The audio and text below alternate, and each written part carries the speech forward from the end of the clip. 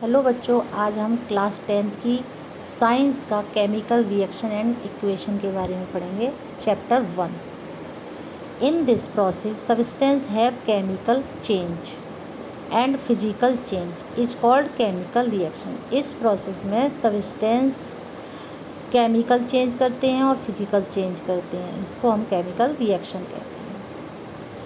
हमने देखा है कि वी सी दैट फिजिकल और chemical change of matter in our life, यानी कि अपनी लाइफ में कुछ चीज़ों का, कुछ पदार्थों का केमिकल और फिजिकल चेंज देखे हैं। जैसे कि केमिकल चेंज में हमने फूड इन कुक्ड, खाने का पकना।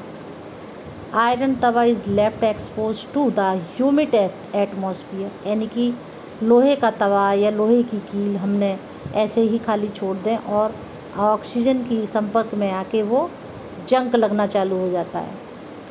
वी रेस्पायर, हम सांस लेते हैं, हम ऑक्सीजन लेते हैं और कार्बन डाइऑक्साइड छोड़ते हैं, जो हमारे अंदर डाइजेशन के टाइम पर, ड्यूरिंग जब हम खाना खाते हैं, हमारे अंदर जब खाना जाता है तो हमारे यहाँ टूटना होता है हमारे अंदर डाइजेशन के समय, तो हमारी उसमें से हीट निकलती है, तो वी रेस्पायर, उसमें भी केमिकल रिएक्शन होता है।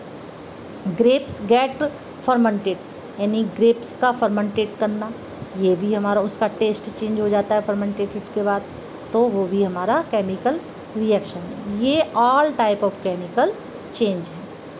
अब केमिकल चेंज को हम किस तरीके से दिखाएंगे, इनकी केमिकल इक्वेशन द्वारा, यानी the substance that undergo chemical change in the reaction, यानी कि जो सब्सटेंस केमिकल चेंज में, रिएक्शन में केमिकल चेंज देते हैं, जैसे कि MgO और ऑक्सीजन, मैग्नीशियम और ऑक्सीजन का रिएक्टेंट है, और न्यू सब्सटेंस इससे जो बनेगा वो MgO होगा, फॉर्म्ड ड्यूरिंग द रिएक्शन में, तो उसको हम प्रोडक्ट बोलेंगे। जैसे कि ये Mg और O, ये दोनों एलिमेंट क्या हैं, रिएक्टेंट हैं, और MgO क्या है, प्रोडक्ट है। यानी कि एरो के लेफ्ट साइड में रिएक्टेंट होगा और राइट साइड में प्रोडक्ट होगा। अब बैलेंस कैसे करते हैं, balance chemical equation, a number of atom of each element equal on both side, यानी कि कह रहे हैं एटम के नंबर ईच एलिमेंट, प्रत्येक एलिमेंट के इक्वल होंगे, बराबर होंगे, बोथ साइड, दोनों रिएक्शन के इधर भी और इधर भी, दोनों साइड बराबर होंगे, both side in a reaction में, एक रिएक्शन में, ऑफ एरो के is known as balanced reaction होगा। अब जैसे कि ये बैलेंस रिएक्शन है। एग्जाम्पल जैसे कि Zn, यानी कि जिंक प्लस H2SO4, यानी कि वो सल्फ्यूरिक एसिड, और ZnSO4, जिंक सल्फेट और हाइड्रोजन, इन दोनों को रिएक्शन बैलेंस है। कैसे बैलेंस है, जैसे कि Zn और H2, ये रिएक्शन ले लिया, इस रिएक्शन में Zn की संख्या कितनी है, 1 है, और H की संख्या कितनी है, 2 है, और सल्फ़र की संख्या कितनी है, 1 है, और ऑक्सीजन की संख्या कितनी है, 4 है। इधर अब एरो के इधर देखते हैं, Zn की संख्या कितनी है, 1 है, सल्फ़र की संख्या कितनी है, 1 है, और हाइड्रोजन की संख्या कितनी है, 2 है, और ऑक्सीजन की संख्या कितनी है, 4। इसका मतलब ये जो हमारी रिएक्शन है वो कैसे है, बैलेंस है, यानी कि ये हमारी रिएक्शन बैलेंस है। ये हमारी पहले से ही रिएक्शन बैलेंस हो गई। अब इसमें देखो Fe देखो और H2O, Fe और H2O,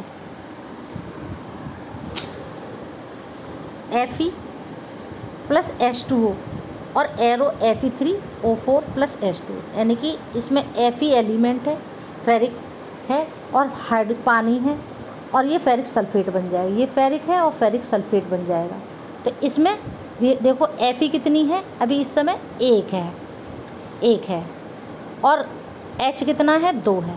Fe कितनी है, 1 है, H कितना है, 2 है।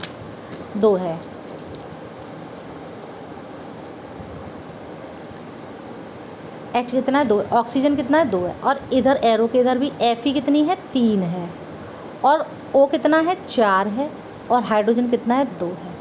अब हम क्या करेंगे, इधर Fe3 है और इधर Fe 1 ही है, तो हम इसमें 3 का मल्टीप्लाई कर देंगे यानी कि ये 3 कर देंगे, 3 × 3 यानी कि 3 हो गई। अब इधर भी Fe3 हो गई, इधर भी Fe3 हो गई, ये तो हो गया बैलेंस। अब जब Fe इधर 3 हो गई और इधर भी 3 हो गई, अब यहाँ क्या है H2 कितना है 2 है, यहाँ भी H2 2 है, और ऑक्सीजन यहाँ पर ऑक्सीजन 1 है और यहाँ 4 है, तो हमें क्या करना होगा, ये भी हमें ऑक्सीजन बढ़ाना होगा, यानी कि ऑक्सीजन में 4 का मल्टीप्लाई करना होगा। अब क्या हो गया, तो हाइड्रोजन 4 यहाँ 8 हो गए, 4 2 जा 8, इस तरीके से 4 2 जा 8, यहाँ हाइड्रोजन 8 हो गए और यहाँ हाइड्रोजन 4 ही हैं, सॉरी यहाँ पर हाइड्रोजन तो ऑक्सीजन कितने यहाँ 4 हैं और यहाँ ऑक्सीजन कितने हो गए, ऑक्सीजन भी 4 हो गए अब, और हाइड्रोजन कितने हो गए 8, और यहाँ हाइड्रोजन कितने हो गए 2। तो अब हम क्या करेंगे, यहाँ पर हम यहाँ 4 दूनी 8 हो गए, तो यहाँ पर भी हम 4 लगा देंगे, यानी कि ऑक्सीजन भी दोनों तरफ हमारा 8 हो गया, यानी कि अब हमारी ये बैलेंस रिएक्शन हो गई। अब देखो 3 Fe हैं, 3 Fe हैं, 4 दूनी 8 हाइड्रोजन है और 4 दूनी 8 हाइड्रोजन है, 4 ऑक्सीजन है और 4 ऑक्सीजन है, यानी कि हमें कोई भी नंबर बढ़ाना होगा वो हमें एलिमेंट या प्रोडक्ट के आगे ही लगा के बढ़ाना है, अपनी तरफ से पीछे नहीं लगाना। अब रिएक्शन के भी कई प्रकार होते हैं, टाइप ऑफ रिएक्शन, यानी कि रिएक्शन कम्बिनेशन रिएक्शन, वो 4 टाइप के रिएक्शन होते हैं, कम्बिनेशन रिएक्शन, डिकम्पोजिशन रिएक्शन और displacement reaction, double displacement reaction. सबसे पहले हम टू टाइप के रिएक्शन अभी हम पढ़ेंगे।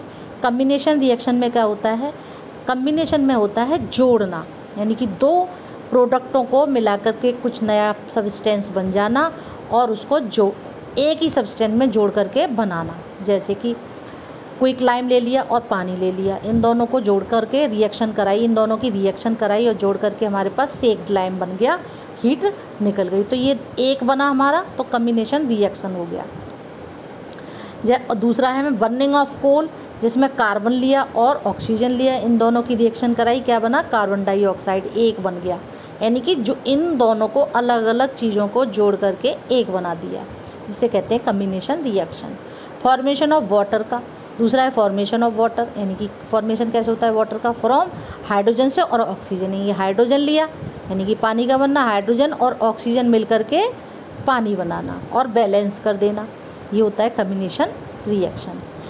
यानी कि अब लिखेंगे कैसे, एलिमेंट और compound combine to from a single product, यानी कि कोई भी एलिमेंट या कोई भी कंपाउंड को कंबाइन करने से फ्रॉम ए सिंगल प्रोडक्ट प्राप्त होता है, the reaction are called combination reaction कहलाती है। अब आता है एक्सोथर्मिक, इस कम्बिनेशन रिएक्शन में एक्सोथर्मिक रिएक्शन पाई जाती हैं कुछ। देखिए exothermic reaction, in reaction heat is release. Exothermic reaction कौन सी होती है, जो हीट रिलीज़ करती है एलोंग विद द फॉर्मेशन, यानी कि जब किसी प्रोडक्ट का फॉर्मेशन होता है, तब कोई प्रोडक्ट बनता है तब क्या निकलता है, heat, are called exothermic reaction. जैसे कि रेस्पायरेशन में ग्लूकोज और ऑक्सीजन का हमने रिएक्शन कराया तो हमें कार्बन डाइऑक्साइड और पानी मिला और एनर्जी निकली। जो हीट एनर्जी जो है हमें रिलीज होती है, निकलती है, जैसे कि हमें डाइजेशन के दौरान में हमारा ग्लूकोज टूटता है और कार्बन डाइऑक्साइड ऑक्सीजन में निकलती है, और कार्बन डाइऑक्साइड जब ऑक्सीजन के साथ हमारी क्रिया कराती है, ग्लूकोज खाना स्टार्च जो भी हम खाते हैं वो ऑक्सीजन के साथ रिएक्शन करती है, रिएक्शन करने पर हमारा कार्बन डाइऑक्साइड टूटता है और पानी निकलता है और एनर्जी निकलती है जो हमें लाइफ देती है, उसे कहते हैं रेस्पायरेशन एनर्जी। तो इसमें हमारी एनर्जी निकली जो हमें लाइव करती है हमारी, तो इसे कहते हैं एक्सोथर्मिक रिएक्शन।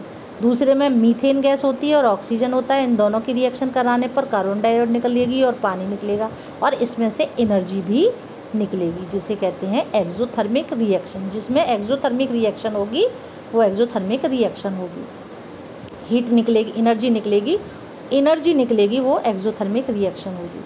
दूसरा है डिकम्पोजिशन रिएक्शन, इसका मतलब है तोड़ना, यानी किसी भी सब्सटेंस को या एलिमेंट्स को सब्सटेंस को तोड़ करके अलग तोड़ना, उसे कहते हैं decomposition reaction. A single reactant break down to give a simpler product, कोई सिंगल रिएक्टेंट तोड़ करके टू गिव देती है एक सिंपल प्रोडक्ट, एक प्रोडक्ट कोई नया देती है, उसे कहते हैं डिकम्पोजिशन रिएक्शन। इट्स रिएक्शन में यूज्ड क्या क्या है इसका, इंडस्ट्रीज़ में यूज है, मैन्युफैक्चर ऑफ सीमेंट का यूज है। अब जैसे फेरिक सल्फेट लिया, उसको हीट किया, ये रिएक्शन डिकम्पोजिशन कितने तरीके किन किन की प्रेजेंस में होती है, हीट की प्रेजेंस में होती है और सनलाइट की प्रेजेंस में होती है, तीसरी इलेक्ट्रिसिटी की प्रेजेंट में भी होती है। यानी कि ये FeSO4 फेरिक सल्फेट का करते हैं, हीट करते हैं इसको, तो हमारा फेरिक ऑक्साइड निकलता है, सल्फर डाइऑक्साइड निकलता है और सल्फर ट्राईऑक्साइड निकलता है। और ऐसे ही लाइमस्टोन को हम गर्म करते हैं तो हमारा क्विक लाइम निकलता है और कार्बन डाइऑक्साइड ऑब्जर्व हो जाती है, कार्बन डाइऑक्साइड भी निकलती है। यानी कि इसमें हीट जो है, एनर्जी जो है, एनर्जी जो है हमारी ऑब्जर्व हो जाती है। और इसमें जैसे सिल्वर ब्रोमाइड में सनलाइट की प्रेजेंस में किया तो इसमें सिल्वर अलग निकल गया और ब्रोमाइड अलग निकले। सिल्वर पर यानी कि सन की रोशनी पड़ेगी तो सिल्वर अलग चमकेगा, निकलेगा, तो ये हमारा सनलाइट की रोशनी में होता है। तो इसमें से भी एनर्जी हमारी, और इसमें एनर्जी क्या है, हीट एनर्जी जो आ रही है सनलाइट की, वो इसमें ऑब्जर्व हो जाएगी, तो इसे कहते हैं this reaction require energy either in the form of heat, light, electricity for breaking down reaction. तब कोई चीज़ तोड़ती है, यानी कि ये इलेक्ट्रिसिटी और लाइट और हीट कोई इनको तुम्हारे सब्सटेंस को तोड़ती है, उसे कहते हैं हम डिकम्पोजिशन रिएक्शन। इसमें जो एनर्जी हमारी ऑब्जर्व हो जाती है, इसी के अंदर डिकम्पोजिशन में एनर्जी ऑब्जर्व हो जाती है, उसे कहते हैं एंडोथर्मिक रिएक्शन। एंडोथर्मिक रिएक्शन कैसी होती है, reaction is which energy is absorbed are called endothermic reaction. जो एनर्जी को ऑब्जर्व कर लेता है उसे एंडोथर्मिक रिएक्शन कहते हैं। ये हमारे पूरे एक एक पॉइंट पर नोट्स